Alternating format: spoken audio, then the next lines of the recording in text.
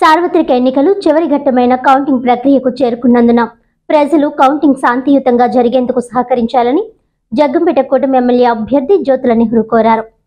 ఈ సందర్భంగా నెహ్రూ మాట్లాడుతూ పోలీసుల నిబంధనలు అతిక్రమించకుండా అందరూ సమైక్యంగా శాంతియుతంగా కౌంటింగ్కు సహకరించాలన్నారు. ప్రస్తుతం 144వ సెక్షన్ అమల్లో ఉన్నందువల్ల దాన్ని అనుసరించి ఉత్సవాలు చేసుకోవడం, ర్యాలీలు, బాణసంచా కాల్చడం వంటి వాటికి దూరంగా ఉండాలన్నారు. ఒకే చోట 10 మంది గుమిగూడి ఎదుటివారిని ఇబ్బంది పెట్టే పరిస్థితులు తీసుకురావద్దన్నారు. క్రమశిక్షణతో పోలీసుల నిబంధనకు కట్టుబడి ఉండాలన్నారు. విజయం ఏ వైపు ఉందో ఇప్పటికే అందరికీ అర్థమైపోయిందని, స్వస్థమైనటువంటి విధానంలో ఉన్నాం కాబట్టి దీనికి విజయోత్సవాలు చేసుకునే అవసరం లేదన్నారు.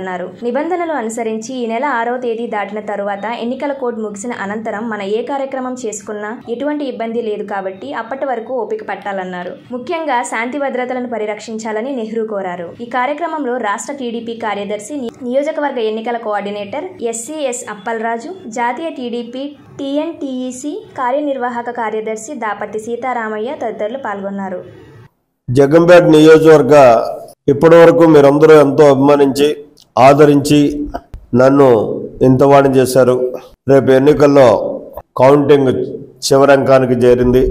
ఈ కౌంటింగ్ సందర్భంలో మనం అందరం సమైక్యంగా లా అండ్ ఆర్డర్ను గౌరవించాల్సినటువంటి బాధ్యత ఉంది.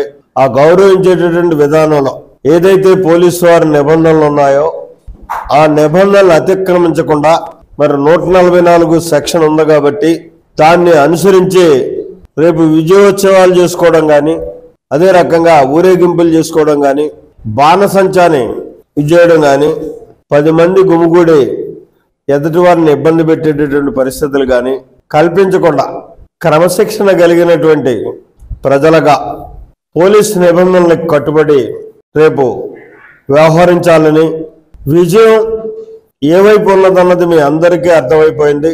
స్వస్థమైనటువంటి విధానంలో ఉన్నాం కాబట్టి దీనికి విజయోత్సవాలు చేసుకోవాల్సినటువంటి అవసరం లేదు.